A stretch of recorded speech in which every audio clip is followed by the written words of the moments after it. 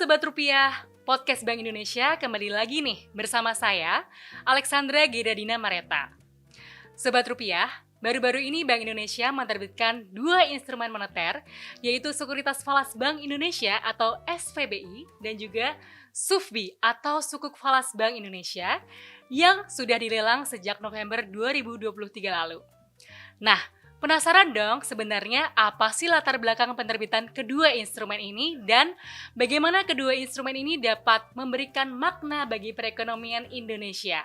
Langsung saja sudah hadir bersama kita Mas Kris Januardi atau biasa dipanggil dengan Mas Inu dari Departemen Pengelolaan Moneter.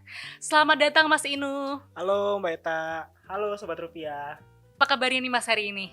Alhamdulillah baik. Puji Tuhan, jadi udah siap ya Mas ya menjelaskan kepada Sobat Rupiah dimanapun Sobat Rupiah berada terkait dengan SVBI dan SUFBI ya Mas ya? Oke, siap. Jadi sebelumnya nih Mas, mungkin Mas bisa menjelaskan kepada Sobat Rupiah apa sih yang dimaksud dengan SVBI dan juga SUFBI? Oke, jadi untuk memperkuat kebijakan Bank Indonesia dalam menjaga stabilitas nilai tukar rupiah dan juga untuk mendukung upaya penguatan pendalaman pasar uang, Bank Indonesia pada bulan November yang lalu menerbitkan 2 instrumen, yaitu SVBI atau Sekuritas Valuta Asing Bank Indonesia, dan yang kedua itu adalah SUVBI atau Sukuk Valuta Asing Bank Indonesia.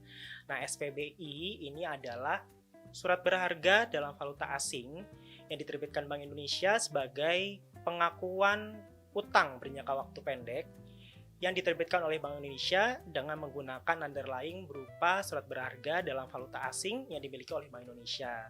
Sedangkan untuk SUFBI itu adalah sukuk valuta asing Bank Indonesia yang diterbitkan dengan menggunakan underlying aset berupa surat berharga dalam valuta asing yang berdasarkan prinsip syariah yang dimiliki oleh Bank Indonesia. Jadi dari definisi SVBI dan SUFBI tadi, ini ada beberapa kata kunci ya. Jadi pertama merupakan instrumen surat berharga, terus yang kedua ini berdenominasinya valuta asing, terus yang kemudian yang ketiga berjangka waktu pendek, ini tenornya 1-12 bulan, dan yang terakhir ini memiliki underlying aset berupa surat berharga dalam valuta asing yang dimiliki oleh Bank Indonesia. Oke, jadi kalau boleh saya sedikit simpulkan, yang membedakan antara SVBI dan SUVBI ini adalah prinsip syariah di antara keduanya ya Mas ya? Ya, betul. Jadi kalau SVBI itu adalah instrumen yang konvensional, sedangkan kalau SUVBI itu adalah instrumen yang syariah. Oke, jadi Sobat Rupiah jangan lupa dicatat ya. Nah Mas Inu, beberapa tempo lalu kan Bank Indonesia juga sudah pernah menerbitkan SRBI ya? Betul. Nah, jadi apa sih yang membedakan antara SVBI, SUVBI, dan juga SRBI ini sendiri? Nah, jadi pada dasarnya SRBI, SVBI, dan SUVBI ini memiliki kesamaan karakteristik yang tadi udah sempat dimention, berupa instrumen surat berharga, kemudian juga berjangka waktu pendek, dan diterbitkan Bank Indonesia menggunakan underlying aset yang dimiliki oleh Bank Indonesia. Namun yang membedakan ini adalah denominasi mata uangnya. Jadi kalau SRBI ini diterbitkan dengan denominasi mata uangnya adalah rupiah, sedangkan kalau SVBI dan SUVBI ini diterbitkan dengan denominasinya mata uangnya adalah falas. Dalam hal ini adalah dolar Amerika Serikat atau USD. Oke, jadi highlight utamanya Sobat Rupiah adalah denominasi mata uang ya Mas ya? Betul. Sebenarnya kenapa sih BI ini merasa perlu untuk menerbitkan SVBI dan juga SUFBI? Oke, jadi SVBI dan SUVBI ini itu adalah instrumen operasi moneter yang pro market dalam rangka mendukung upaya pendalaman pasar keuangan, juga untuk mendukung upaya menarik portofolio inflows, serta untuk mengoptimalisasi aset berupa surat berharga dalam valuta asing yang dimiliki oleh Bank Indonesia.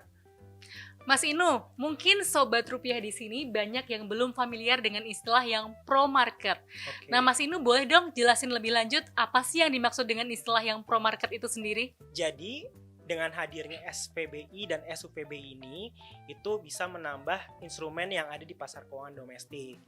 Nah, SVBI dan SUVBI ini bisa ditransaksikan di pasar sekunder, maka dari itu ini ada disebut instrumen yang pro market. Oke, jadi kuncinya ini adalah bisa ditransaksikan di pasar sekunder. Betul. Yang intinya ini bisa memperdalam pasar keuangan gitu ya Mas ya. Yes. Dan tadi di awal Mas Inu sempat mention bahwa kedua instrumen ini juga merupakan cara Bank Indonesia untuk memperkuat kebijakan untuk menjaga stabilitas nilai tukar rupiah nih. Ya, betul. Nah itu gimana sih Mas caranya? Jadi SVBI dan SVBI ini kan bisa ditransaksikan di pasar sekunder. Ini termasuk bisa dibeli oleh non-residen atau pihak asing. Nah, dengan dibelinya SVBI dan SVBI ini oleh non-residen, ini diharapkan bisa menarik capital inflows masuk ke dalam negeri. Nah, dengan masuknya capital inflows ke dalam negeri, ini menambah devisa yang ada di Indonesia.